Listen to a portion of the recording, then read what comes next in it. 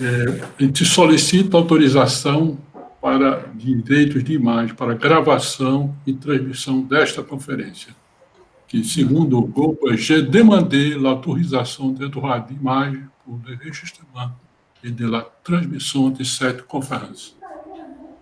Ok. Oui. Sim. Ok, autorizado. Oui, je donne mon autorisation. Oui, je donne mon autorisation. Oui, moi aussi. Eu também. Então, bom dia. Hoje nós temos o prazer de ter uma conferência a três mãos. A conferência vai ser dada inicialmente pelo professor Ludovic. Professor Ludovic, ele é formado em física, defendeu tese de doutorado em disciplinas de física com o título um ensaio de desenvolvimento profissionais para professores de física sobre a interação em sala de aula, um estudo de caso em formação inicial pela Universidade de Paris 7. Ele foi professor do ensino médio por 7 anos seguidos, seguindo carreira acadêmica a partir de 1977. Em 2008, obteve sua habilitação para orientar teses e, entre 2009 e 2016, foi corredator do periódico do Chicago, conhecido como RDST, que é Pesquisa em Didática em Ciências e da Tecnologia. Ele também foi criador e o responsável pelo curso de mestrado para professores, para competências profissionais, disciplinares, didáticas e pedagógicas nos anos 2013 a 2016. Entre 12 e 17, foi diretor do Laboratório de Atividades e Conhecimento, Transmissão e Educação, ao qual suas pesquisas estão vinculadas até o presente momento. Sobre as temáticas de adaptabilidade dos professores, estudo do impacto da especialidade dos professores de tecnologia em ensino de energia em um contexto de reforma, mais especificamente na formação de professores e seu impacto no aprendizado. Também atua na linha de pesquisa que investiga o impacto de uma ferramenta de ensino em eletrostática sobre professores e estudantes de faculdades na universidade. Mais especificamente, na didática de física e química, na mecânica para o ensino de eletricidade, em simulações de situações de ensino e gestão de classe. Até o presente, dirigiu 4 teses e 24 dissertações, e a partir de 2016 até o presente se tornou o diretor do instituto onde trabalha na academia, o Instituto Nacional Superior Profissional de Educação, em Clermont-Ferrand, na França. Essa conferência vai ser traduzida pela Cláudia Cruz, que é formada em Biologia pelo Liceu Maria. Desculpe. Cláudia Cruz. Ela é formada em Biologia pela Federal de São Carlos, foi professora de Ciência do Ensino Fundamental por 17 anos, especialista em Ética, Valores e Saúde na Escola e em Instituto de Ciências, ambos pela USP, também em Psicopedagogia. Em 2018, defendeu mestrado em Educação também pelo FISCAR, cuja dissertação tem como título Problematizar situações de ensino e desenvolver habilidades cognitivas, estudo sobre a importância das folhas para as plantas e o ambiente, sob a orientação da professora Lucinéia Zanon.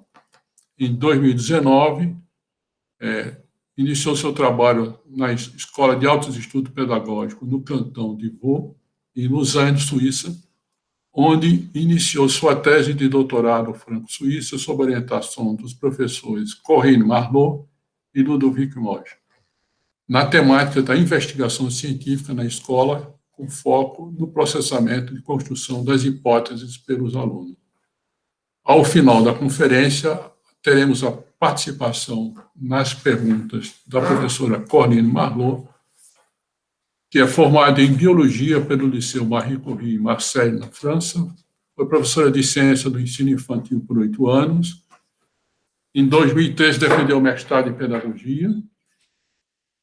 Em 2008, defendeu a tese de doutorado sob o título Caracterização das transições didáticas dos estudos de caso no ensino infantil e descoberta do mundo vivo, sob a direção do professor Gerard Severny, da Universidade de Bretanha Oriental. Em 2009, iniciou a docência no ensino superior, no Instituto Nacional Superior de Professores e de Educação, ligado ao Laboratório de Atividade, Conhecimento e Transmissão da Educação em Clermont-Ferrand, na França, e em 2015 iniciou seu trabalho como professora na Escola de Altos Estudos Pedagógicos no canton de Vaud, em Lausanne, na Suíça, onde ministra cursos de formação de professores para o ciclo básico e faz suas pesquisas nas seguintes linhas: entrada na cultura científica do ensino infantil, dificuldade da implementação de abordagem científica na escola, determinação da ação docente no papel da epistemologia prática e dos padrões profissionais no ensino das disciplinas científicas, matemática e ciência literária. O papel da escola como lugar de aprendizado, o papel da escola como lugar de aprendizado, o papel da escola como lugar de aprendizagem.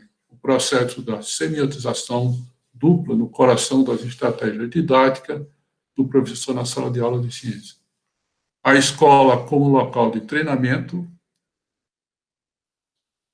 e, atualmente, ela faz parte do Comitê de Redação de Periódico de Pesquisa em Didática em Ciência e Tecnologia e também é presidente da Associação para Pesquisa Comparativa em Didática. Bom, Cláudia Ludovic, o que é que nós temos hoje? Bom dia a todos, é um prazer estar aqui com vocês. Eu passo a palavra para o professor Ludovic Mosch, que vai começar a conferência, e a gente vai fazer essa conferência em duas vozes, ele fala em francês e eu faço a tradução para vocês em português. Ludovic, on peut commencer si tu veux. Bien. Je voudrais commencer cette conférence en remerciant les organisateurs pour cette invitation, puisque c'est un véritable honneur de pouvoir présenter à l'étranger les travaux que nous réalisons ici avec, depuis plusieurs années, Corinne Marlot, sur les difficultés des enseignants à gérer et mettre en place des séquences d'investigation. Eu gostaria de agradecer pelo convite, por poder estar aqui presente. Para mim é uma honra estar aqui com vocês. É muito bom poder dividir um pouquinho do que eu faço, da minha pesquisa junto com a professora Corinne Marlot, que a gente tem buscado sempre ajudar os professores a vencer os desafios no ensino de ciências. Pour finir de nous présenter, je voulais situer à peu près où se trouvait Clermont-Ferrand. Donc, ici, vous avez la Grande-Bretagne, ici la France, l'Allemagne, l'Espagne, et ici le Portugal. Et voilà, j'habite ici à Clermont-Ferrand, je travaille à Clermont-Ferrand. La ville de Paris se situe à peu près ici, donc nous sommes à 400 km au sud de Paris. Et la ville de Lausanne, où sont Claudia et Corinne, se situe à peu près à 400 km à l'est de Clermont-Ferrand. Ok.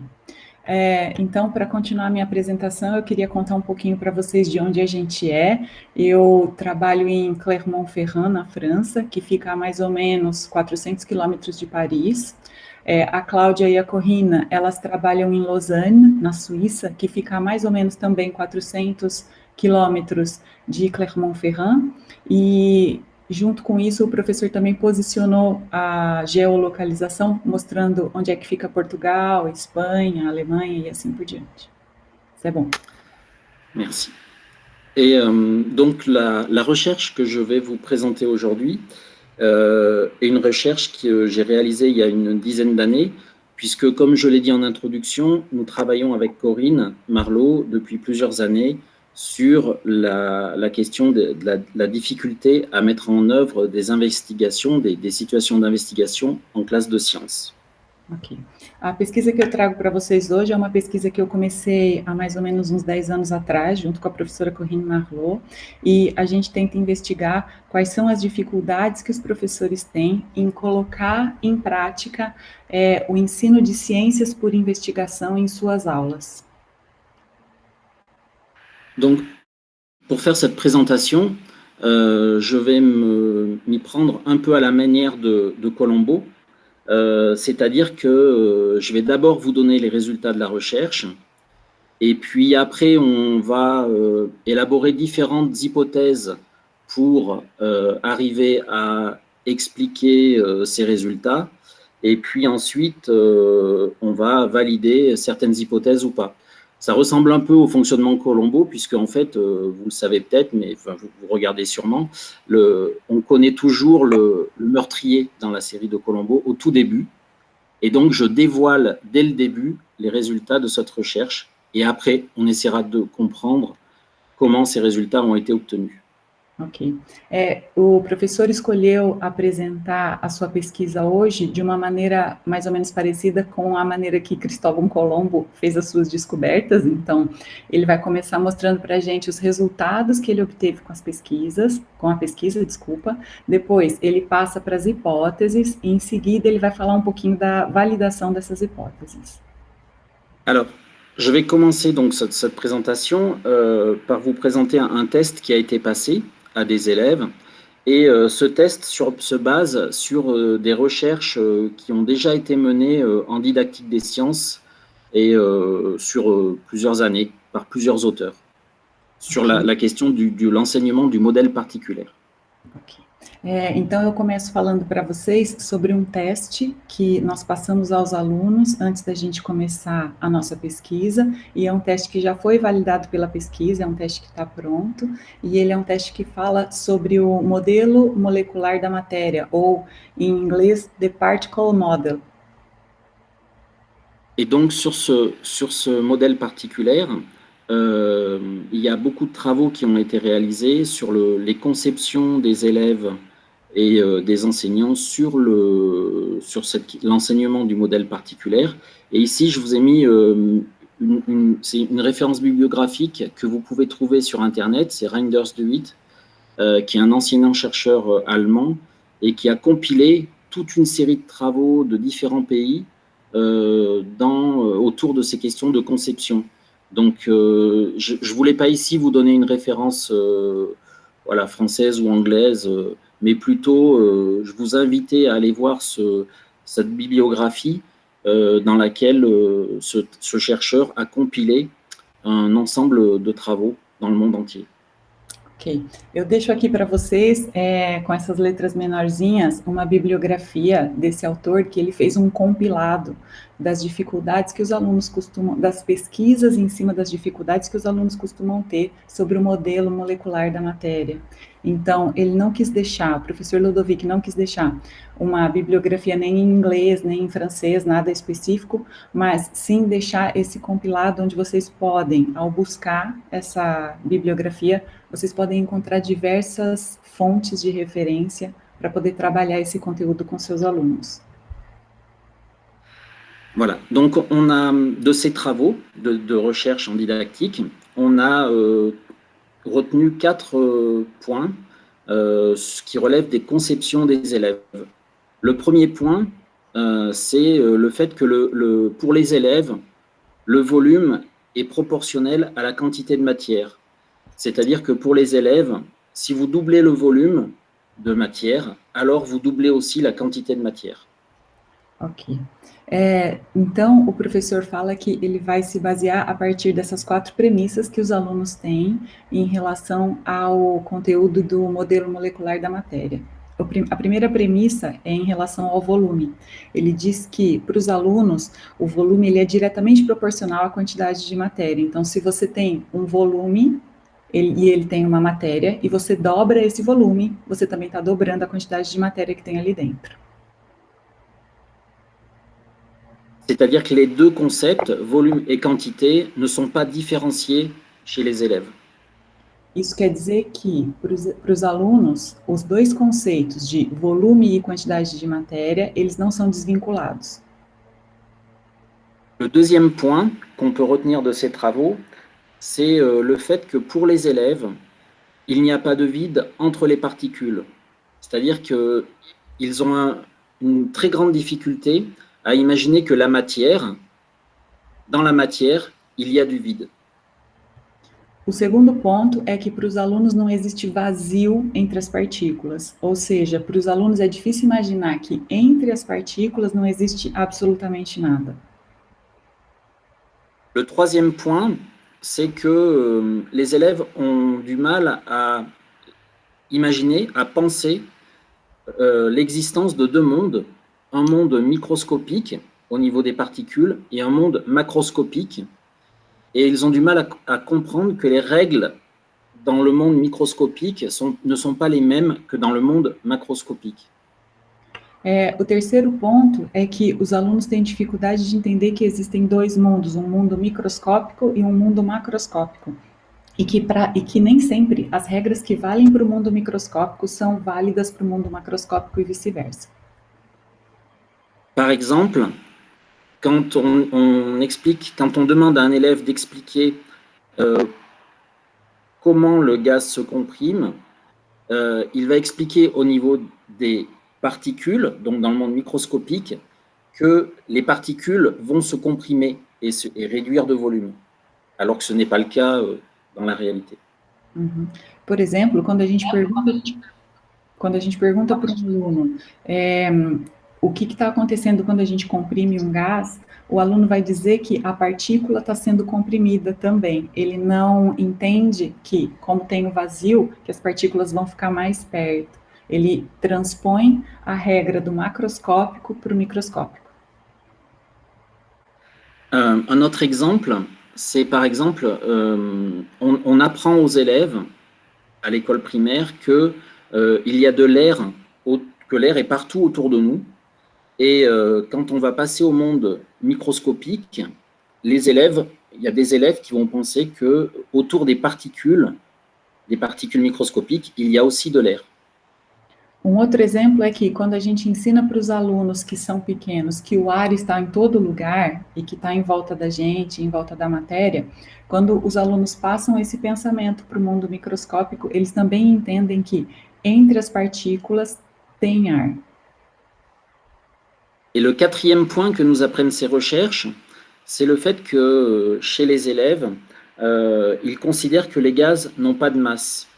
On peut l'expliquer de la manière suivante, c'est qu'ils considèrent que la matière, on peut la prendre, on peut la déplacer, et que de fait, un gaz, et on peut aussi la voir, la matière, et que de fait, les gaz, on ne peut pas le voir, on ne peut pas le prendre, et on ne peut pas facilement le déplacer. Et donc, ils ne caractérisent pas les gaz comme étant de la matière. O quarto ponto é que os alunos têm dificuldade de entender que os gases também fazem parte da matéria. E então, eles não conseguem transpor que algo que no mundo macroscópico, para eles conseguem ver, tocar, mudar de lugar. Quando eles pensam no ar, no gás, eles não conseguem fazer isso facilmente. Você não consegue mudar o gás de lugar de uma maneira tão fácil quanto você muda algo do mundo macroscópico, perdão. E então eles têm dificuldade para ligar a propriedade de massa com o gás. Voilà. Donc, sur la base de ces difficultés, pour cette recherche, on a construit un questionnaire que j'ai appelé un QCM, un question à choix multiple. Et après enseignement, les élèves ont eu un enseignement sur le modèle particulaire. Et après enseignement, on leur a demandé de remplir ce questionnaire. Nós construímos questionário de questões com 15 questões de múltipla escolha sobre a temática do modelo molecular da matéria, e a gente pediu para os alunos responderem a esse questionário depois de uma aula sobre o modelo molecular da matéria. Voilà, et donc là j'affiche les résultats. On a ici les résultats des élèves. En fait, on a un groupe d'élèves. Après l'enseignement de 1 heure, cet enseignement a été effectué et on a des résultats. Un premier groupe d'élèves a une moyenne de 8,33 sur 15, puisqu'il y avait 15 questions. Un deuxième groupe d'élèves a un résultat de 8,66 et le troisième groupe d'élèves a un résultat de 10,67. Então, desculpa, pardon. Donc, então, aqui eu mostro para vocês quais foram as médias que os alunos obtiveram nesse questionário que foi passado.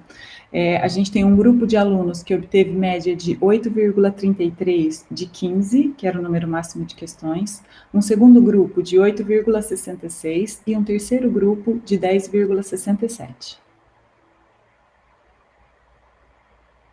Alors, on va maintenant étudier les différentes hypothèses pour expliquer pourquoi le troisième groupe d'élèves a des performances plus élevées que les deux autres groupes. Et la première hypothèse qu'on va essayer de tester, c'est de savoir si les activités qui sont proposées aux élèves sont différentes. Est-ce qu'on peut expliquer cette différence de performance par la nature des activités proposées aux élèves? Então, vocês puderam ver no slide anterior que o terceiro grupo, ele teve uma diferença muito grande de média em relação aos anteriores. E aí o professor expõe para a gente a primeira hipótese para tentar explicar essa diferença de performance.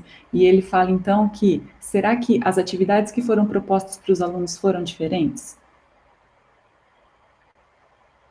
Alors, les activités qui ont été proposées aux élèves E1 du premier groupe, E2 du deuxième groupe et E3 du troisième groupe sont toutes identiques. C'est toutes les mêmes activités.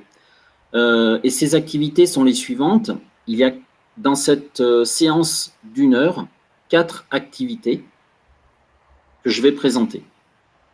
Então, tanto os alunos E1, E2 e E3, a eles foram propostas as mesmas 4 atividades, e todas elas tiveram duração, para todas as turmas tiveram a mesma duração, que foi de 1 hora. O professor vai explicar um pouquinho sobre essas atividades agora. Et la séance qui a été réalisée par les enseignants face aux élèves, c'est une séance qui a été issue de travaux en didactique par Claudine Larcher, et elle est constituée de 3 activités. Então, nessa sequência de atividades, que foi retirada do trabalho de Claudine Larcher, que ele deixou a bibliografia entre parênteses aí para a gente, foram 3 atividades que foram propostas aos alunos. La première activité est une activité d'observation dans laquelle l'enseignant va présenter la compression du gaz. Ici, c'est du dioxyde d'azote, et on voit en bas la seringue avec le piston qui est en position haute, et ici, là, dans l'image du haut, où on voit la seringue avec le gaz qui est comprimé. Et les élèves observent cette expérience et doivent noter dans le tableau ce qui a changé et ce qui n'a pas changé pour le gaz. Bom, então, na primeira experiência, você tem uma seringa, que dentro dela tem o gás de dióxido de nitrogênio, e o professor, ele comprime a seringa, os alunos fazem a observação enquanto o professor faz a atividade, e nos 2 quadros que estão disponíveis na folha deles, os alunos devem colocar o que eles estão percebendo que mudou e o que não mudou durante a atividade. La deuxième activité est une activité de modélisation. On va donner aux élèves un germe de modèle, quelques éléments, 4 propriétés, P1, P2, P3 et P4, pour que les élèves ensuite puissent, à l'intérieur de la seringue, représenter les particules de gaz dans les seringues, dans la situation 1 où le gaz est détendu, et dans la situation 2 où le gaz est comprimé. Então, na segunda atividade, os alunos têm, então, esse modelo de seringa já desenhado na folha deles, e essas 4 propriedades do gás. Em seguida, os alunos devem desenhar como é que estão as moléculas de gás dentro da seringa, quando o êmbolo está mais aberto ou quando existe o êmbolo está comprimindo o gás. L'activité 3 consiste à créer des liens entre le monde microscopique et le monde macroscopique. Par exemple, ici, il est marqué un seul gaz, c'est la question qui est posée aux élèves, et ils doivent traduire dans le monde microscopique à quoi correspond ce un seul gaz, c'est-à-dire un seul type de particule. A terceira atividade é para os alunos fazerem a relação entre o mundo microscópico e macroscópico. Então, por exemplo, na primeira linha, onde fala somente um gás, ele tem que traduzir isso para o mundo macroscópico. Et la dernière activité consiste à enrichir le modèle, puisque en fait, après cette activité, les élèves peuvent compléter le modèle initial en considérant, en rajoutant qu'il y a du vide entre les particules. E a última atividade é um enriquecimento do modelo inicial, onde os alunos têm a oportunidade de entender que entre as moléculas dos gases existe o vazio. Donc, ce n'est pas les activités proposées aux élèves qui peuvent expliquer la différence de performance obtenue par les élèves E3. Então, a gente consegue perceber que essa sequência de atividades, elas não explicam a diferença de desempenho que os alunos tiveram no teste inicial. Alors, on va avoir une deuxième hypothèse qui est l'hypothèse selon laquelle le niveau des élèves avant enseignement pourrait être différent. A segunda hipótese que a gente vai lançar para tentar explicar, então, a diferença entre o desempenho dos alunos é entender se o conhecimento prévio deles era o mesmo. Mais quand on regarde ce qu'ont fait les élèves avant, les élèves ont vécu la même séance avant, c'est-à-dire que cette séance sur le modèle particulaire, c'est la première fois que le modèle particulaire est enseigné. Et quand on regarde le niveau scolaire moyen des élèves, quand on regarde leurs notes à des tests nationaux, on voit qu'il n'y a pas de différence significative entre les élèves et qu'ils sont tous du même niveau scolaire. Quando a gente olha, então, para o currículo desses alunos, a gente vê que, na realidade, eles nunca tinham visto o modelo molecular da matéria antes, foi a primeira vez nesse grupo de 4 atividades, então eles não têm um conhecimento prévio sobre o assunto profundo, e que, se a gente pegar uma média de um teste nacional feito com esses alunos, com esse mesmo grupo de alunos, a gente consegue ver que nesse teste nacional, a média deles não é muito diferente uns dos outros. Então, essa segunda hipótese também não explica os resultados. Alors, le niveau des élèves ne permet pas d'expliquer pourquoi les élèves E3 ont de meilleures performances, le niveau initial des élèves. Então, ele volta a ressaltar que não explica a diferença de níveis entre o resultado do teste. Alors, on va explorer une troisième hypothèse qui porte sur les enseignants, c'est-à-dire on va essayer de voir si ce sont des enseignants qui sont plus ou moins expérimentés, les enseignants qui ont enseigné aux élèves E3, ou s'ils ont le même niveau de formation. Perdão. Então, a terceira hipótese vai ter um olhar voltado para o nível de experiência dos professores. Agora, eles estão tentando entender se os alunos que estão no grupo E3 são alunos que têm professores que têm mais experiência. Alors, tous les professeurs qui ont participé à cette étude et qui ont fait le cours devant leurs élèves sont tous des étudiants en deuxième année de master où ils ont donc en fin d'études de formation initiale et ils ont tous une formation universitaire professionnelle dans laquelle ils ont des cours en master à mi-temps et des cours d'enseignement, des cours qu'ils réalisent devant élèves, un stage en fait devant élèves pendant l'autre moitié de temps. Ok. Então, esses professores todos, dos 3 grupos de alunos, são professores que têm o mesmo nível, eles são considerados professores estagiários, porque eles estão no seu 2º ano de mestrado, e quando eles seguem a sua formação, é uma formação universitária e profissional, onde a gente tem metade do tempo dedicado à sua formação e a outra metade para a sala de aula no ensino. En revanche, il y a une différence chez ces professeurs, c'est qu'ils n'ont pas tous suivi la même formation.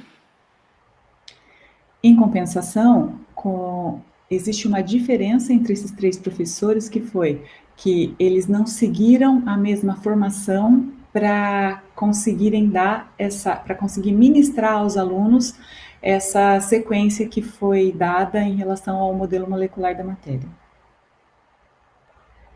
En effet, les enseignants qui ont enseigné aux élèves E1, le premier groupe d'élèves, ont suivi une séance de formation qui consistait à analyser la séance que je vous ai présentée tout à l'heure avec les 4 activités.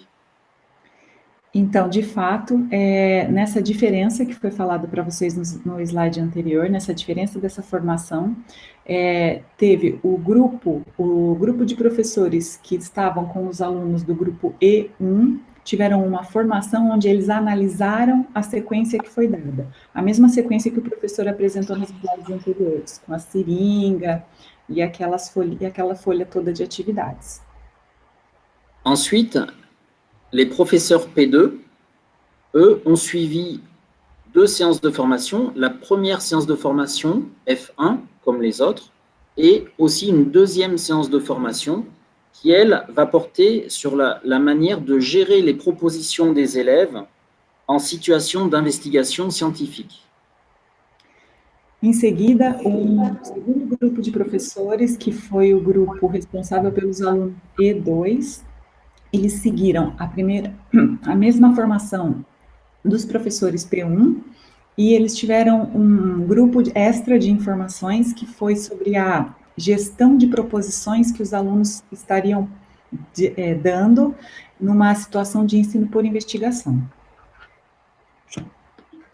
Et les professeurs P3, ceux qui ont enseigné aux élèves du groupe E3, les plus performants, ont suivi la formation F1, la formation F2 et la formation F3. Et cette troisième formation consiste en une simulation de la gestion des propositions des élèves lors de l'investigation sur le modèle particulaire et d'une analyse de cette simulation. O terceiro grupo de professores responsável, então, pelo terceiro grupo de alunos, ele seguiu a formação de número 1, a formação de número 2, e ele teve uma formação extra, que foi em uma simulação, onde o simulador fazia algumas situações de aula, algumas situações de classe, de proposições dos alunos, e também já pedia aos professores que fizessem uma gestão sobre como introduzir aos alunos o modelo molecular da matéria. Alors, comme c'est important pour comprendre ce qui s'est fait pendant cette formation, je vais détailler, mais pas trop non plus, un peu chaque séance, chaque session de formation, la formation F1, puis la formation F2, puis la formation F3. Então, como essa hipótese ela é bem importante, nos próximos slides eu vou detalhar um pouquinho mais para vocês sobre cada uma dessas formações, F1, F2 e F3. Donc, pendant la formation F1, qui portait sur l'analyse de la science sur le modèle particulaire, les enseignants ont été alertés sur les conceptions des élèves qui sont travaillées dans le cadre de cette séance et que je vous ai présentées tout à l'heure. Então, nessa primeira atividade, nessa primeira formação, que durou 3 horas, a primeira coisa que foi mostrada para os professores são as concepções iniciais dos alunos, que o professor já falou anteriormente, sobre quais são as concepções que os alunos têm sobre o modelo molecular da matéria. Ensuite, pendant cette première séance de formation, sont aussi travaillées les propriétés du modèle qui sont abordées dans cette séance, puisqu'en fait, c'est une des premières fois que les élèves vont rencontrer un modèle dans leur enseignement. A segunda etapa é falar um pouquinho sobre as propriedades do modelo, porque muitos desses professores que estavam nessa formação estavam pela primeira vez tendo contato com o modelo, então eles precisavam se familiarizar com a estrutura de um modelo, o que se propõe num modelo.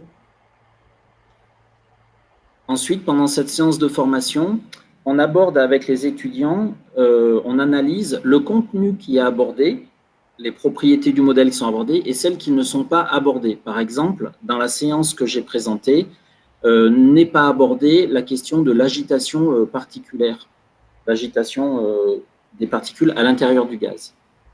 A terceira etapa foi falar um pouquinho sobre o conteúdo abordado. Quais são os conteúdos que são abordados quando você faz uma sequência dessa e quais são os conteúdos que não são abordados. Então, os conteúdos abordados, por exemplo, que o professor deixa para a gente as propriedades do modelo molecular da matéria, e o conteúdo não abordado, ele não falou sobre a agitação das moléculas. Et ensuite, la séance du modèle particulaire est comparée avec des séances qui sont proposées dans les manuels scolaires et qui prennent pas forcément en compte les conceptions des élèves ni la notion de modélisation. E a terceira etapa foi comparar com o livro didático, com o manual escolar, e aí ele mostra que essa atividade no manual, no livro, não necessariamente leva em conta fazer uma modelização. Maintenant, je vais vous présenter la deuxième séance de formation qui porte sur les phases de conclusion. Agora eu vou falar um pouquinho para vocês sobre a segunda fase, a segunda formação, perdão, que fala sobre as fases de conclusão, e ela também durou 3 horas. Alors, ces deux sphères représentent en fait ici à gauche les connaissances dont disposent les élèves sur le modèle particulaire et sur les gaz. Et ici, la deuxième sphère représente les connaissances dont dispose l'enseignant sur le modèle particulaire. Então, nessa imagem, a gente tem à esquerda, nessa esfera que está à esquerda, os conhecimentos que os alunos possuem sobre o modelo molecular da matéria, e na esfera um pouco maior, que está à direita, os conhecimentos que o professor possui sobre o modelo molecular da matéria. L'intersection des deux constitue ce qu'on va appeler les connaissances de référence. A intersecção entre essas duas esferas, ela vai ser constituída do que a gente chama de conhecimento de referência. Et donc, au cours de cette formation, F2, on va amener les étudiants à réfléchir et à analyser des situations, des interactions avec les élèves pour apprendre à distinguer les phases de négociation et les phases d'évaluation. Então, durante essa etapa da formação, a gente vai mostrar para os nossos professores que estão participando da formação conosco qual é a diferença entre uma fase de negociação e uma fase de avaliação. Lorsque un enseignant réalise une séance d'investigation, il invite les élèves à proposer des réponses. On l'a vu tout à l'heure, dans l'activité 1, les élèves doivent dire ce qui a changé pour le gaz. Dans l'activité 2, ils doivent faire des modélisations du gaz. Dans l'activité 3, ils doivent faire le lien entre le micro et le macro. Et donc, ce qui caractérise une séquence d'investigation, c'est le fait que l'enseignant demande à l'élève de construire des nouvelles connaissances. Então, como a gente viu anteriormente, quando um professor faz um tipo de atividade desses com os alunos, ele pede aos alunos a todo tempo que eles respondam ao que o professor está perguntando. Então, o aluno tem que desenhar como ele acha que está o gás lá dentro, ele tem que escrever o que está acontecendo em relação às mudanças, e aí é importante que para o professor conseguir trabalhar isso, é importante que ele consiga, então, trabalhar em cima desses conhecimentos que os alunos têm. Et donc, dans l'interaction professeur-élève, la phase de conclusion, c'est le moment où l'enseignant et les élèves vont décider de savoir si la proposition faite par les élèves est acceptable ou n'est pas acceptable. E então, durante a fase de conclusão, tanto o professor quanto os alunos, a partir desse conhecimento que eles construíram juntos, eles vão validar se o que foi construído é realmente o que acontece, é uma explicação válida ou não. Et donc, si l'enseignant et les élèves utilisent les connaissances qui sont les connaissances de référence partagées, et si les enseignants cherchent si la proposition de l'élève est cohérente ou non avec ses connaissances de référence, on va considérer que c'est une phase de négociation qui est propice à la construção de connaissances. Então, são conhecimentos que são divididos entre professor e aluno, a gente considera que nessa fase de negociação, a gente está usando conhecimentos de referência. Et si le professeur gère les propositions des élèves en situant les réponses des élèves par rapport à ses propres connaissances, en disant « c'est la réponse que j'attendais », par exemple, alors on va considérer que c'est une phase d'évaluação. Agora, se o professor pega as respostas que os alunos deram e ele diz que elas são certas ou erradas, de acordo com o conhecimento que o próprio professor possui, nesse caso, a gente está falando que a relação entre o aluno e o professor passa por uma fase de avaliação. Et la troisième séance de formation va consister à simuler la gestion de propositions d'élèves. Alors, je vous ai montré ici une proposition d'élève qui est dans l'activité 2 et qui propose d'empiler les différentes particules dans la seringue. Na terceira fase do curso, então, que foi dado, de formação que foi dada a esses professores, eles vão passar pela simulação e analisar essa simulação. E o professor está trazendo para a gente, então, uma imagem da segunda atividade, onde é proposto para os alunos que eles desenhem como é que eles acham que o gás está distribuído dentro da seringa. Voilà, et là, par exemple, on peut voir que cette réponse d'élève, elle peut être soit refusée par les enseignants, parce qu'ils considèrent que l'empilement ne correspond pas au savoir scientifique, c'est-à-dire une dispersion des particules, auquel cas l'enseignant va se référer à ses propres connaissances pour refuser cette réponse. E aí, nesse caso, o professor pode se basear nos seus próprios conhecimentos e recusar uma resposta dessa de um aluno, porque os gases estão empilhados e não estão distribuídos aleatoriamente. Ou alors, il va considérer que les élèves respectent bien les 4 propositions, P1, P2, P3, P4, et que cette proposition est acceptable étant donné les connaissances dont disposent les élèves. Et il va accepter cette réponse. Ou então, se ele está passando por uma fase de negociação e ele entende que os alunos levaram em consideração as 4 propriedades que foram dos gases que foram dadas para ele anteriormente, ele vai aceitar a proposição desse aluno.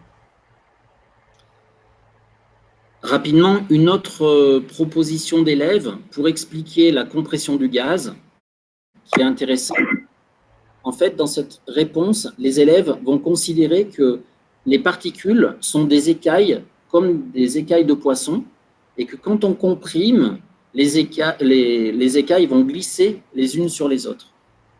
Uma segunda proposta, segundo grupo de respostas interessante também que foi obtido nessa pesquisa é que alguns alunos entendem as partículas do gás como escamas de peixe e que, na realidade, quando a gente comprime o êmbolo da seringa, essas escamas elas vão se deslizar umas sobre as outras e elas vão se empilhar.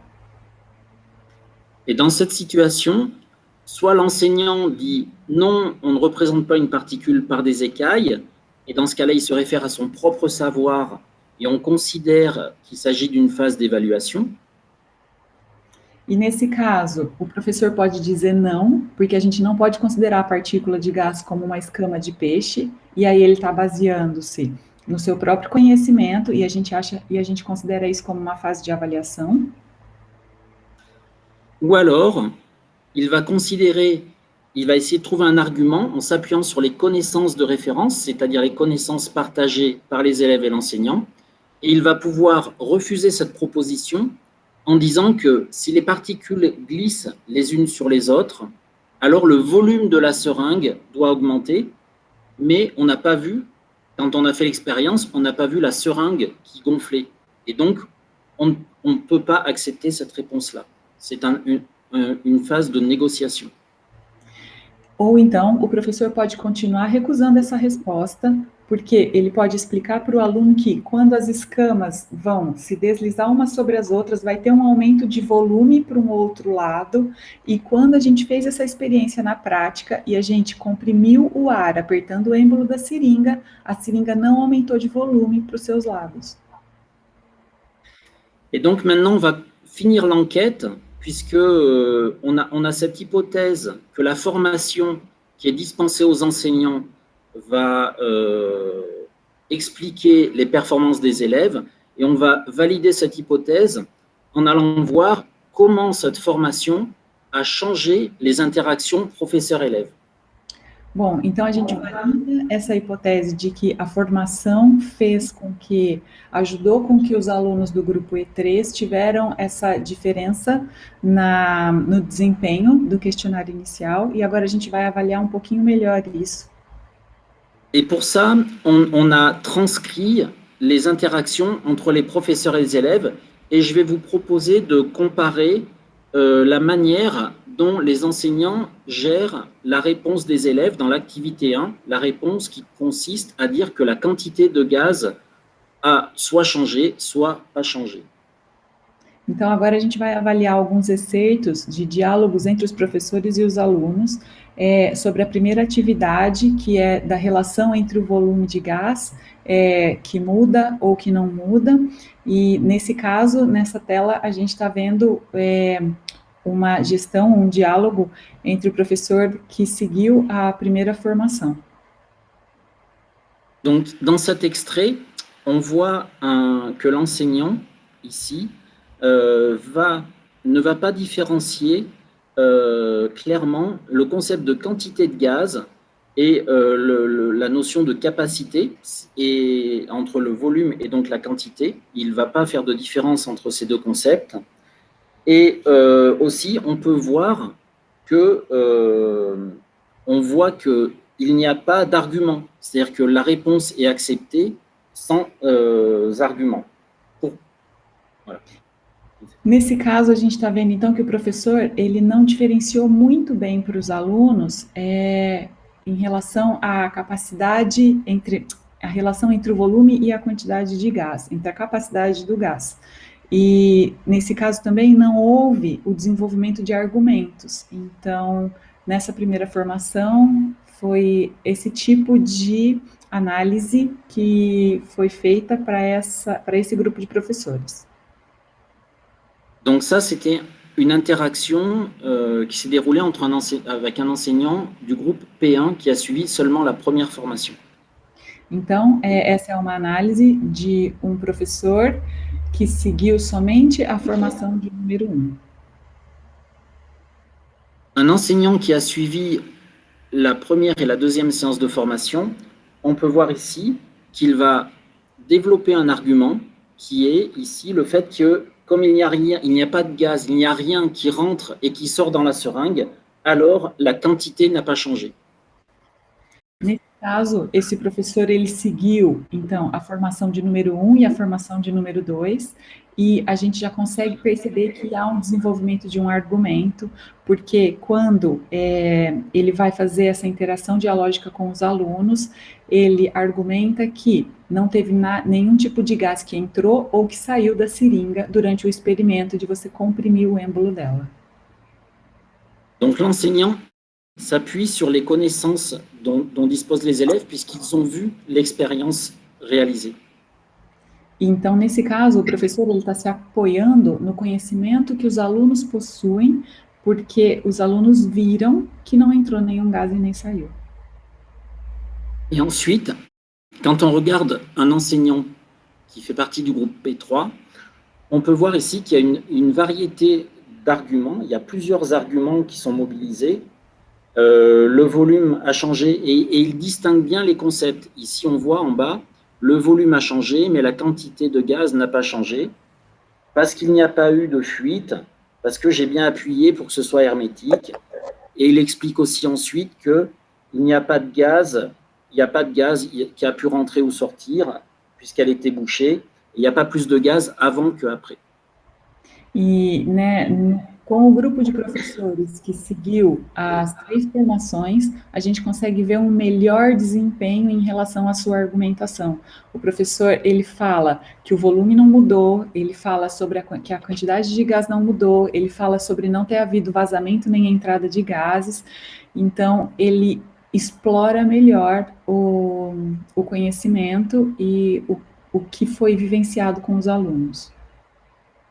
Et donc, nous avons bien la preuve ici, puisque l'enquête va être terminée, que les interactions, ce qui permet d'expliquer les performances des élèves E3, c'est bien la dernière hypothèse, celle d'une modification de la nature des interactions entre le professeur et les élèves. Então, a gente comprova que a diferença de performance do grupo E3 mostra que, na realidade, o que acontece é que os alunos estavam mais bem munidos de argumentos. Et donc, les cadres théoriques qui ont été mobilisés dans le cadre de cette recherche sont de deux. Le premier, c'est le socio-constructivisme, qui considère justement l'idée que les élèves peuvent apprendre mieux dans l'interaction professeur-élève et qu'il y a des conditions favorables pour faire en sorte que les interactions favorisent l'apprentissage. Então, os quadros teóricos que estão embasando essa pesquisa, ele começa, então, pelo quadro do socioconstrutivismo, onde a gente entende que as interações na relação professor-aluno ajudam a desenvolver a aprendizagem. Le deuxième cadre théorique, qui est plutôt du côté de l'épistémologie, c'est celui des révolutions scientifiques, du concept de paradigme, qui considère qu'il y a 2 temps dans la science, un moment de la science normale, et c'est ce temps-là qu'on a étudié ici, où en fait la science se construit à partir d'un cadre théorique, et où en fait les chercheurs vont rester dans ce cadre et trouver des nouvelles connaissances qui sont cohérentes avec ce cadre. Et c'est ce qu'on a mis en place comme type d'interaction. On va dire que les interactions professeur-élève relèvent de la science normale. O segundo quadro é o quadro epistemológico da Revolução Científica, onde a gente entende que tem que haver mudança de paradigma e que existem momentos para isso e que a relação professor-aluno ajuda nessa transposição. Les résultats montrent aussi que les réussites, les performances des élèves augmentent pour les élèves 3, que ces élèves soient dans le groupe des élèves d'un niveau faible ou dans le groupe des élèves de niveau fort. E a gente consegue avaliar também que, para os alunos do grupo E3, que são os alunos dos professores que seguiram as 3 formações, mesmo os alunos que são considerados de níveis mais baixos, eles têm um desempenho, uma média no seu desempenho melhor do que os alunos dos outros 2 professores, tanto os alunos que estão num nível mais baixo, quanto os alunos que estão num nível mais alto. Donc, pour résumer cette recherche, on peut le résumer en 2 points. Le premier point, c'est qu'on a pu montrer que la formation a un impact sur les pratiques des enseignants au niveau des interactions professeurs-élèves et que ces interactions professeurs-élèves ont ensuite une influence sur les performances des élèves. Então, para resumir um pouquinho essa pesquisa, a gente entende que a formação ela tem um impacto bem importante na prática dos professores, principalmente quando a gente pensa nas interações professor-aluno, porque elas propiciam uma maior participação dos alunos. Et pour finir, je vous propose cette diapositive qui va poser de nouvelles questions, qui en fait vont constituer les questions que vont traiter Claudia, qui va démarrer une thèse et sur ces sujets-là, en posant de nouvelles questions, comme par exemple savoir si on peut aussi former à travers la simulation à d'autres enjeux que juste les phases de conclusion, notamment sur la manière de gérer les hypothèses des élèves, et ceci dans le cadre d'une autre discipline, les sciences de la vie et de la terre.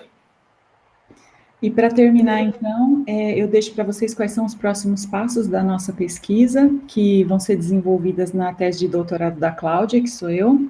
Então, a gente vai tentar investigar um pouquinho sobre a formação de professores em início, que estão em formação ainda, que estão em início de carreira, usando novamente uma simulação, mas agora para outras questões, não sobre o modelo particular, o modelo molecular da matéria, e quais são as condições para se usar bem essa simulação.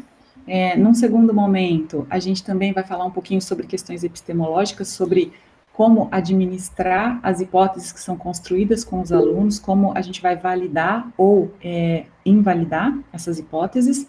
E, num terceiro momento, a gente vai fazer isso também em uma outra disciplina que não é a física, mas ainda dentro da disciplina, do grupo de disciplinas SVT, que é em francês, que significa Ciências da Vida e da Terra, que para a gente aqui no Brasil é o grupo de ciências. Obrigado. Obrigada pela atenção. Bom, a gente agradece essa conferência dada pelo Ludovic, com a grande ajuda da Cláudia, para ajudar a gente a entender. E agora nós passamos para a parte das questões. Temos professores do Brasil inteiro, Rio de Janeiro, Paraná, São Paulo, Amazonas, Colômbia, Rio Grande do Norte, Piauí. Então, uma grande amostra. Posso começar a passar para as questões, professor Fernando? Isso, pode. Tá. Eu estava vendo as questões. E eu posso começar a... Pode começar. Tá. Ludovic Corrina, on a une question il nous demande si vous pouvez dire des exemples de méthodologies spécifiques ou de stratégies didactiques qui peuvent aider les élèves à surpasser les conceptions initiales. Est-ce que vous m'entendez? Oui. Oui. La méthodologie, pour préciser, c'est la question de méthodologie. Si tu pouvais préciser un peu. Ils disent seulement méthodologie spécifique ou stratégie didactique pour aider les élèves à surpasser les conceptions prévues. Oui. En fait, il y a plusieurs manières de répondre à cette question. Il y a plusieurs types d'activités, plusieurs types d'investigations. Donc là, il faudrait prendre beaucoup de temps pour répondre à cette question. Il y a dans la littérature des investigations type PAX, où c'est prévision, argumentation, confrontation, synthèse, qui invitent les élèves à faire des prévisions. Et du coup, ensuite, le résultat de l'expérience vient contredire ces prévisions. Et ça déstabilise les élèves. Et du coup, ça leur permet de comprendre qu'ils n'ont pas les bonnes connaissances. Donc ça, c'est un mode, mais il y a plusieurs formes d'investigation qui pourraient permettre ce travail-là. C'en est une forme. Et là, le type d'activité qui est proposé ici est un autre type d'investigation. Ok. Bom, para responder então essa primeira pergunta, o professor Ludovic sugere um tipo de metodologia que em francês tem a PACS, P-A-C-S, qui se chama, Ludovic, tu peux m'aider, les PAC, prévision? En anglais c'est— c'est Prediction, Observation and Explanation. Ok, observation. POI. Explanation, ok. Ele disse para a gente, então, que também tem a sigla em inglês, que é o POE, que fala de predição, observação e explicação. E ele disse que essa metodologia ela é bem interessante, porque os alunos vão tentar prever, antes de fazer uma atividade, o que vai acontecer, e normalmente, ao final dessa atividade, não vai acontecer o que eles previram, então, vai ter esse embate cognitivo e vai suscitar a curiosidade desses alunos para tentar entender por que o que eles previram não deu certo, não era o que deveria ter sido feito, e isso vai ajudar a desenvolver, então, a ultrapassar esses conceitos prévios que foram colocados aqui na pergunta. Corinne, tu veux dire quelque chose ou je peux passer pour l'autre? Moi, je pourrais dire que selon les disciplines, en fait, ça peut être assez différent, la manière, les stratégies qu'un professeur va développer pour justement aider les élèves à dépasser ces conceptions initiales. Je dirais que en biologie, par exemple, on peut prendre un exemple chez les jeunes élèves, où si les enfants pensent souvent que les plantes ne sont pas vivantes parce qu'elles ne se déplacent pas. Donc ça, pour aller dans le sens de ce qu'a présenté Ludovic, on peut, en tant que professeur, se poser la question justement de quel est l'obstacle, qu'est-ce qui fait que les élèves, justement, vont avoir du mal à dépasser, à considérer que les plantes sont des êtres vivants. Et donc, cette nécessité pour l'enseignant de pouvoir identifier ces obstacles, qui là sont de nature épistémologique, c'est un obstacle anthropomorphique, c'est-à-dire que les élèves, les jeunes enfants, donc tout le monde sait que ils pensent le monde à partir d'eux-mêmes. Donc, c'est vraiment le propre d'un obstacle anthropomorphique. Donc, le travail de l'enseignant, ça va être d'aider les élèves à dépasser cet obstacle anthropomorphique. Dès lors qu'il l'a identifié, il va savoir quelque part comment il va pouvoir s'orienter, quelle méthode, quelle technique il va pouvoir mettre en place, quelle situation il va pouvoir mettre en place avec les élèves. Donc là, par exemple, typiquement, ça peut être d'amener les élèves à comparer un végétal et un animal et de montrer que les deux ont les mêmes besoins, par exemple. Voilà. Et que s'ils ont les mêmes besoins en termes de se nourrir, se reproduire, etc., donc on pourrait penser qu'ils ont quand même des analogies et que peut-être que les plantes sont aussi des êtres vivants. Mais la deuxième idée, c'est après avoir identifié l'obstacle et produit une situation pour mettre en évidence cet obstacle, c'est aussi diversifier les situations. Il y a l'autre chose, c'est pas en une fois que les élèves vont réussir à dépasser leur conception initiale, c'est les mettre dans des situations diverses, diversifiées, et ça, c'est tout au long du cursus, du curriculum. Ok. A professora Corinne Marlot deixa uma sugestão. Ela primeiro gostaria de ressaltar que disciplinas diferentes têm estratégias diferentes. Ela vai deixar um exemplo para a disciplina de biologia. Ela diz assim que, em biologia, os alunos que estão ali no ensino fundamental 1, os alunos um pouco menores, eles têm um pouco de dificuldade de entender, eles pensam que as plantas não são seres vivos porque elas não se mexem. E então, isso é um obstáculo para o aprendizado deles, é um obstáculo que ela chama do tipo antropomórfico, porque eles comparam as plantas conosco, e como a gente se move e as plantas não se movem, eles acham que as plantas não são seres vivos. Então, ela fala que para a gente conseguir ultrapassar esse obstáculo antropomórfico, uma maneira de se fazer isso é pegar uma planta e comparar com um animal. E aí, entender que os dois têm o mesmo tipo de necessidades para continuarem vivos. E aí ela consegue, o aluno, a classe, consegue ultrapassar esse obstáculo a partir dessa atividade. E ela ressalta também que é importante a gente diversificar as atividades para que os alunos tenham várias experiências nesse sentido. Je passe au deuxième question. Eu passo agora, então, para a segunda questão. Na segunda questão, então, eu falo para vocês em português primeiro e depois eu passo para os professores em francês. A segunda questão diz assim: professores, poderiam detalhar um pouco mais sobre como se dá o processo de formação de professores nesse contexto? Como articulam a formação, pesquisa, atuação? Vamos lá. La question c'est si vous pouvez détailler, donner un peu plus de détails sur les processus de formation des professeurs dans ce contexte-là qui a été amené pour ta recherche, Ludovic. Il veut savoir comment vous articulez la formation, la recherche et l'actuation dans ces contextes.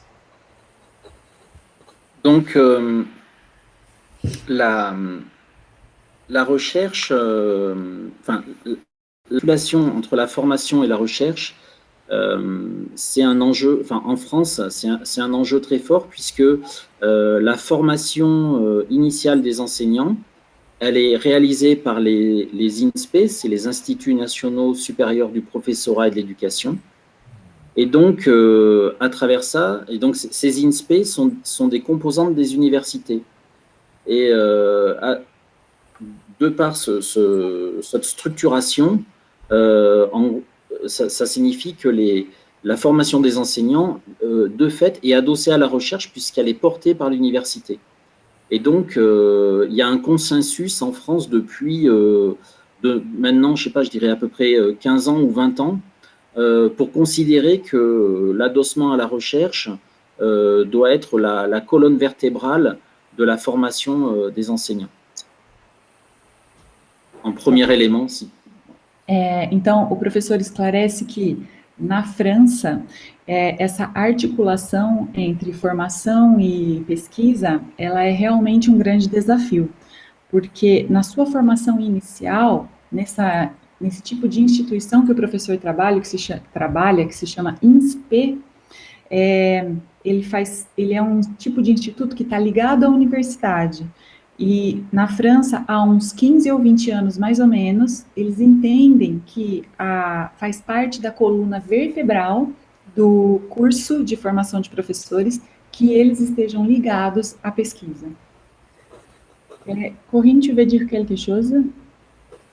Je pourrais rajouter qu'en Suisse, là où on travaille avec Claudia, il en est de même, voilà, pour donner une idée, et que du point de vue des étudiants qui participent d'une certaine manière à cette recherche, il y a deux points de vue, c'est-à-dire qu'il y a, comme dit Ludovic, il y a une mise à disposition des résultats de la recherche dans la formation, au niveau de la formation, donc les cours sont structurés de manière à faire entrer ces éléments, et puis il y a des moments où effectivement on va demander à des étudiants de participer de manière plus volontaire à des recherches. Et donc, à ce moment-là, ils vont avoir un autre positionnement, un autre statut que celui de simple étudiant. Mais c'est des opportunités qui leur sont offertes un peu plus fréquemment peut-être qu'auparavant. Quand je dis auparavant, c'est avant, quand la recherche n'était pas la colonne vertébrale, parce que comme il y a beaucoup d'enseignants-chercheurs qui sont formateurs dans ces instituts, il y a de nombreuses opportunités pour les étudiants de pouvoir participer à ces recherches, comme de nombreuses opportunités pour les professeurs aussi en exercice de participer à ces recherches. A professora Corrina, ela complementa, contando para vocês um pouquinho como é que acontece isso na Suíça, porque o professor Ludovic falou da França, né? Na Suíça, a formação ela é um pouquinho diferente, os professores, os alunos que estão em formação inicial para se tornarem professores, nos cursos que eles frequentam, é dado a eles o conhecimento baseado em resultado de pesquisa. Então, eles recebem esse conhecimento, esses resultados que já foram feitos em pesquisas prévias, e eles recebem esse conhecimento vinculado aos conteúdos que são ministrados no curso. Além disso, é dado a esses alunos a oportunidade de participarem de pesquisas. Por quê?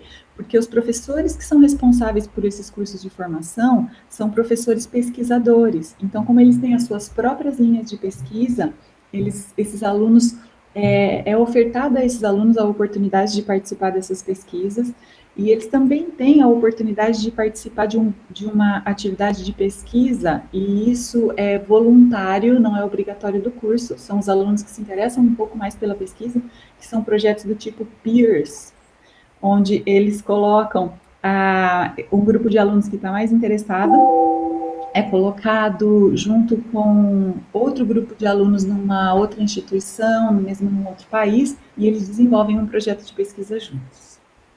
Muito bem. Pour préciser, si je peux, Claudia, Oui, oui, bien juste, sûr.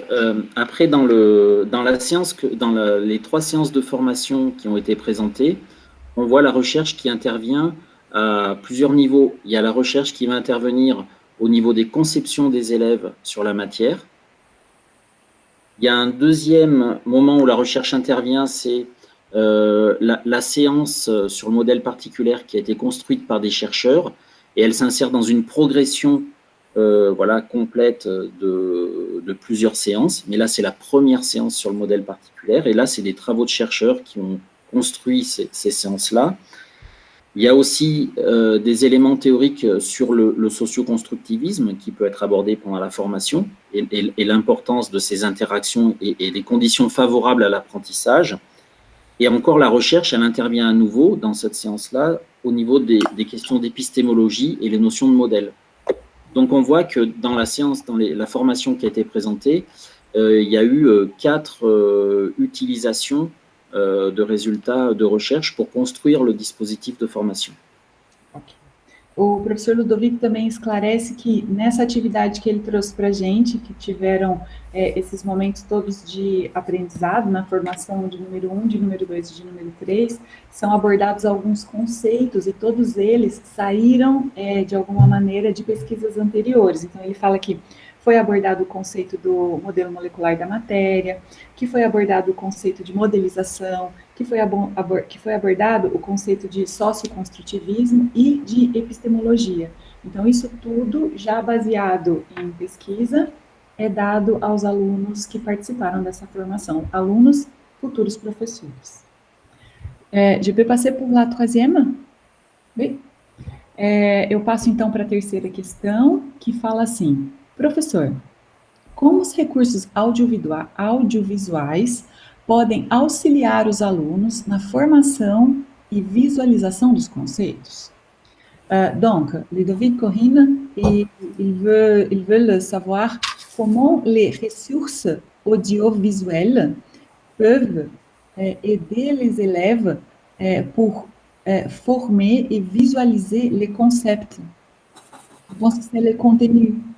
Quand on parle de quelques contenus dans les cours, comment on peut bien utiliser les ressources qui sont audiovisuelles pour aider les étudiants à comprendre un peu plus. Je ne sais pas si j'étais claire pour vous. Alors, les étudiants ou les élèves? Ils disent les étudiants. Les étudiants. Non, pardon, Corinne, les élèves.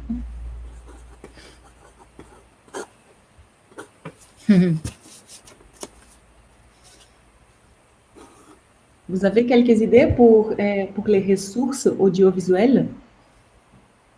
Alors, c'est une vaste question parce que, effectivement, là, pour le coup, il y a des ressources audiovisuelles de nature très, très différente, d'une part, bon, voilà, et puis aussi, on peut considérer que sur une séquence d'investigation, il y a différents moments, selon les différentes phases de l'investigation, où ces ressources peuvent être abordées, peuvent être apportées.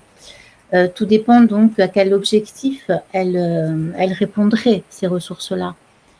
Ça peut être... en tout cas, ces ressources audiovisuelles, elles peuvent être extrêmement intéressantes au début de la mise en place d'une enquête scientifique parce qu'elles vont permettre aux élèves de circonscrire le domaine d'étude et les objets d'étude, c'est-à-dire de pouvoir entrer dans ce qui ressemblera à la construction de la question de recherche. Donc, ça peut être intéressant à ce moment-là. Ces ressources, elles peuvent arriver au moment où les élèves doivent mettre à l'épreuve du réel leurs hypothèses. Donc, ils doivent confronter leurs hypothèses au réel. Donc là, il y a tout un arsenal de toute une diversité de moyens audiovisuels, de ressources qui sont soit directement accessibles aux élèves, soit, j'insiste, qui doivent être aussi en partie retravaillés par l'enseignant pour être lisibles et accessibles à tous les élèves de la classe. Donc, il y a aussi cette question de l'accessibilité des ressources, à mon sens, qui est importante. Et puis, il y a la possibilité pour les élèves aussi, du coup, à partir de ressources existantes, de produire des ressources eux-mêmes qui correspondraient finalement à une forme de structuration des connaissances. Donc, je dirais que ces ressources, elles sont à interroger du point de vue du moment de l'enquête scientifique, à quel moment on les fait intervenir. Et du coup, elles vont avoir et des formes et des modalités de mise en œuvre différentes. A professora esclarece que é um conteúdo vasto, mas dependendo da sequência que vai ser trabalhada, diferentes momentos podem... a utilização do audiovisual pode ser feita em diferentes momentos. Então, se você pega, por exemplo, e coloca esse recurso audiovisual no início da atividade, ele pode ajudar a deixar mais circunscrito o momento de construção da questão de pesquisa. O que ela quer dizer com isso? O momento da construção da pesquisa, da pergunta que vai ser o mote de toda a atividade que vai ser desenvolvida com os alunos. Pode ser também utilizado no momento da construção das hipóteses. Então, ele pode ser utilizado para esclarecer para os alunos, um pouquinho antes deles construírem as hipóteses, para que as hipóteses não sejam tão vastas. Ela também fala que pode ser utilizado mais no final, quando se faz um momento de estruturação dos conhecimentos. Então, o aluno desenvolveu toda a atividade investigativa, e lá no final, quando ele vai fazer a conclusão e tentar, junto com o professor e com toda a classe, estruturar o que foi abordado, pode ser inserido um vídeo para enriquecer a elaboração dessa conclusão. Ela ressalta que é muito importante que a acessibilidade seja pensada. Então, os alunos têm que ter acesso a esse recurso para que isso seja bem explorado. Ludovic, tu veux dire quelque chose? Ou je passe pour l'autre? Oui, je veux bien. Je répondrai en complément à ce que vient de dire Corinne sur le moment où on utilise les outils. Je pense que ce sur quoi il faut vraiment réfléchir, c'est surtout quelle activité on fait faire aux élèves sur ces ressources audiovisuelles. Si c'est une mauvaise ressource audiovisuelle, on peut demander des élèves de la critiquer. Et donc, ça peut être une activité intéressante. Donc, je pense que là où il doit y avoir une réflexion didactique, à mon sens, elle doit plus porter, elle doit au moins autant porter sur l'activité qu'on fait faire aux élèves, plus autant que le choix de la ressource. Okay. O professor Ludovic, ele complementa que na planificação, no planejamento da atividade, ele sugere que é muito importante refletir sobre qual atividade se quer fazer com esse recurso audiovisual. Porque ele acha que uma coisa bem interessante de se fazer é você pegar um recurso que você acha que ele não é um bom recurso audiovisual, que ele tem erros e etc., e você discutir esse recurso com os alunos e pedir para os alunos criticarem esse recurso, as informações, enfim, num debate de classe. Pour compléter et donner un exemple, si je peux me permettre, si on prend l'exemple d'un téléphone portable, c'est ce qu'on appelle un artefact. Je ne sais pas comment traduire en portugais, mais c'est un artefact. Et donc, si j'utilise cet outil-là pour téléphoner, c'est parfait. Mais si je l'utilise pour une autre activité, enfoncer un clou, ou je ne sais pas, ça ne sera pas le bon outil. Et donc, ce que je veux dire, c'est que un artefact, la qualité d'un artefact dépend de l'utilisation qu'on en fait. Oui, d'accord. Ele complementa que ele coloca um exemplo, que você pega, por exemplo, um celular, e aí ele está falando do celular mais antigo, não dos smartphones. Ele era muito bom para telefonar. E se você pega um aparelho que tem por função telefonar e você quer usar ele para outra coisa, ele não vai ter um bom funcionamento. Então, ele está querendo dizer que o recurso audiovisual, a crítica ao recurso audiovisual, ela é feita nesse sentido. Tá? Corinne, Ludovic, on n'a pas beaucoup de temps, donc il y aura une dernière question qui est d'un prof d'une université d'ici du Brésil. Donc, j'irai parler en português, après en français. A última pergunta que a gente vai responder hoje, então, ela fala assim: no campo microscópico ou macroscópico, os alunos tendem a ter mais resistência em substituir o seu próprio modelo explicativo pelo modelo apresentado pelo professor, saber universal. As limitações são muitas no contexto da sala de aula. No contexto de sala de aula, em saber perceber gracejos e dúvidas legítimas. Como o professor pode vencer na sala de aula esses modelos explicativos a priori e que têm maior força no sistema de crenças dos alunos em relação ao conhecimento? Bon, j'irai essayer de traduire, c'est vraiment une difficile question. Au champ microscopique ou macroscopique, les élèves ont une tendance à avoir un peu plus de résistance en substituer leur propre modèle pour les modèles du prof, qui c'est un savoir universel. Les limites sont plusieurs quand on pense au contexte d'une classe. On peut voir comment je traduis ça, les choses drôles que les élèves font, et on peut faire une confusion avec ça, avec les doutes qui sont légitimes.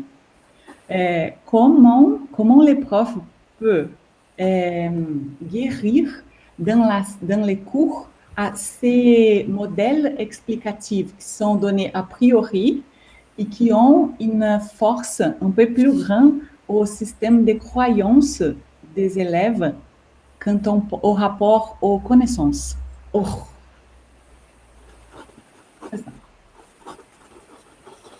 Je confirme que la question est difficile.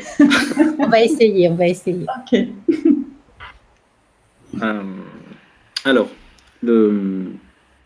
la première partie, dans ce que j'ai compris de la question, il y a une première partie sur les réponses drôles des élèves et qui sont légitimes.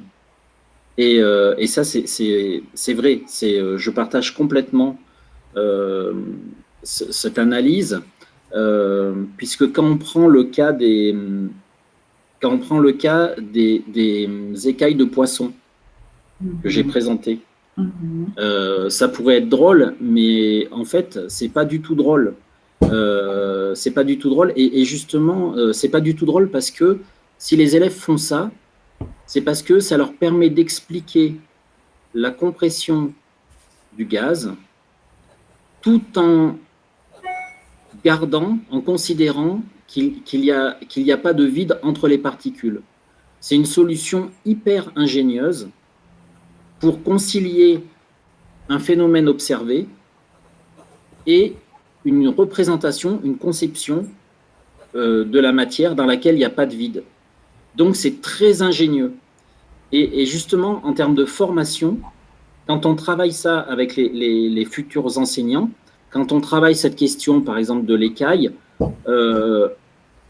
ils arrivent à prendre conscience qu'un élève qui représente ces écailles, il a parfaitement compris les enjeux de la tâche. C'est-à-dire arriver à expliquer avec un modèle un phénomène. Et ça permet, cette réponse-là, elle est vraiment très ingénieuse puisqu'elle permet de tout combiner. Et donc, l'élève qui fait... On pourrait rigoler de cette réponse, mais en fait, pas du tout. Elle est extrêmement pertinente, cette réponse.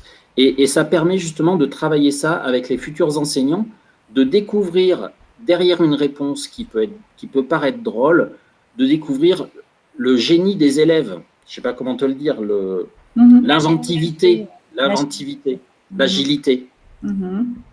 Voilà, pour cette première partie. Ok, j'irai essayer de traduire. Então, o professor Ludovic, ele fala que é uma questão bem complexa e ele vai tentar abordar, então, a primeira parte, que fala sobre os gracejos e as dúvidas, a confusão que pode ser feita entre os gracejos e as dúvidas legítimas, né? Ele é completamente de acordo com esse ponto, ele fala que realmente é difícil, em muitos casos, da gente conseguir diferenciar quando é uma dúvida legítima ou quando é uma graça que o aluno está fazendo, e ele trouxe como exemplo o que ele colocou na apresentação, quando o aluno colocou no seu modelo explicativo como os gases como espinhas de peixe.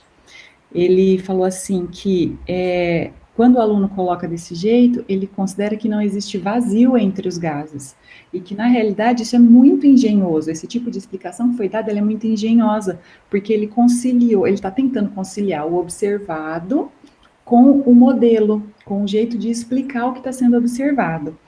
E que, nesse caso, a gente poderia rir desse tipo de explicação e entender que é um gracejo, mas não, que na realidade ele é muito pertinente, é uma explicação muito pertinente e que a gente pode guardar esse tipo de atividade para ser trabalhada na formação com futuros professores, para mostrar para eles que o grau de inventividade que os alunos possuem.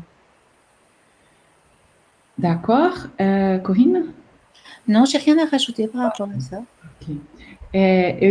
Ludovic, c'est bon? Oui? Oui, pour moi c'est bon. Après, j'ai cru comprendre qu'il y avait une deuxième question, mais là j'ai un peu plus de mal à la cerner. Je vais essayer de la reformuler, tu vas me dire si c'est ça. Okay. C'est une question sur la difficulté de faire que des élèves qui ont un modèle, qui est leur modèle, de les faire adhérer à un autre modèle, celui de l'enseignant. Est-ce que c'était ça la deuxième partie de la question? Je pense qu'il veut parler un peu plus du changement de paradigme, tu sais, qu'il y a une connaissance initiale que les élèves ont, qu'ils expliquent la nature, et après, quand ils vont à l'école, qu'il y a un changement de ce type de modèle, ils ont quelques difficultés de prendre le deuxième type et dire « Ah non, mais mon modèle, c'est pas bon, je dois croire ou je dois accepter ». C'est ça. Oui, donc ça, je partage complètement ce point de vue. C'est un processus qui est long. C'est-à-dire que des élèves vont pouvoir ici s'interroger. Le cœur, la difficulté principale, elle est sur la présence du vide dans la matière. Et donc, on sait que ça va se construire sur un temps long et que ce n'est pas une séance de 1 heure qui va les amener à penser complètement différemment. Ça, c'est le premier point. Et après, du coup, il faut trouver les conditions favorables pour instaurer ce changement de conception. Et du coup, par rapport à la première remarque, une des premières choses, c'est de le penser dans le temps. C'est-à-dire qu'une séance de 1 heure ne suffit pas. Et donc, après, la séance d'après, il va falloir être encore vigilant sur la présence du vide. Et la séance d'après, voilà. Donc, c'est le penser dans le temps. Ça, c'est le premier point. Le deuxième point, c'est d'inviter les élèves à construire le modèle, le nouveau modèle. Ça, c'est important. C'est ce qui se fait dans la séance du modèle particulier. Il y a quelques bases qui sont données, mais tout au long de la séance et les séances après, ils vont apporter de nouveaux éléments et construire le modèle, donc les faire participer à la construction du nouveau modèle. Et le dernier point, je dirais, c'est arriver à montrer aux élèves, donc le troisième point, arriver à montrer aux élèves que le concept, le nouveau modèle est au moins aussi performant que le leur. C'est-à-dire que le leur, par exemple, s'ils considèrent que quand je comprime le gaz, les particules sont comprimées, ça marche très bien. Ils peuvent même avoir une conception qui n'est pas une conception particulière de la matière, mais continue. C'est-à-dire que la matière est continue, et donc on peut la comprimer. Voilà. Donc, ils peuvent avoir cette idée-là, et il faut au moins leur montrer dans un premier temps que le nouveau modèle permet aussi d'expliquer la compression du gaz. Et donc, à minima, leur montrer que ce nouveau modèle permet d'expliquer les mêmes phénomènes que la conception qu'ils ont. Et après, montrer que, bien sûr, il va être plus performant. Mais à minima, de réexpliquer les phénomènes qu'ils sont en mesure d'expliquer avec le nouveau modèle.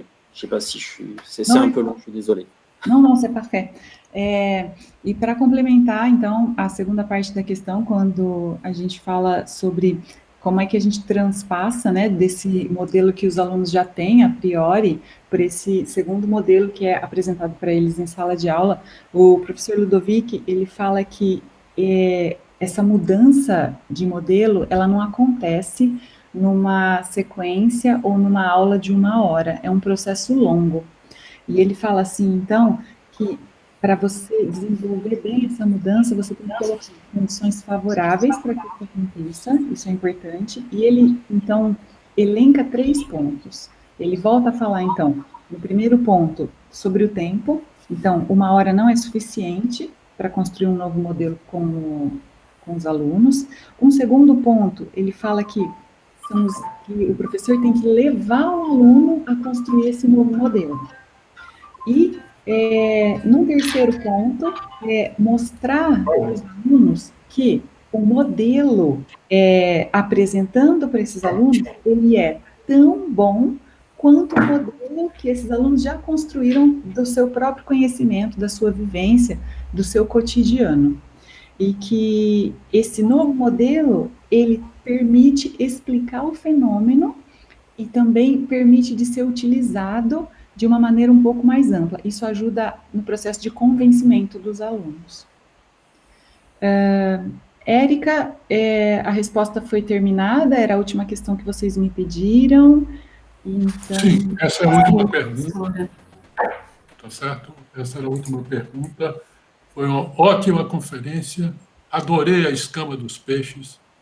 Tá certo? E agradeço aos professores e a você, Cláudia. Tá certo? 107 pessoas assistindo. Então, vamos encerrar por aqui. Tá joia. Donc, le professeur Fernando, il avait dit que c'était un plaisir, qu'il était vraiment très content de nous avoir là-bas, que c'était une très belle conférence, qu'il y avait 107 personnes qui nous regardaient et qu'il a aimé les exemples des écalés du poisson. Tá bom. Bom, finito. Ok. Merci beaucoup. Merci à vous. Merci à tout le monde. Merci infiniment pour l'accueil. Merci. Então, eu também agradeço e me despeço de todos vocês. Obrigada, convidamos a todas e todos a participar da atividade que vai ter início às 13h30 com uma mesa redonda sobre educação ambiental. Muito obrigada, professor Ludovic, muito obrigada, professora Cláudia, muito obrigada, professora Corrine, e muito obrigada, professor Fernando Paixão, pela coordenação deste evento.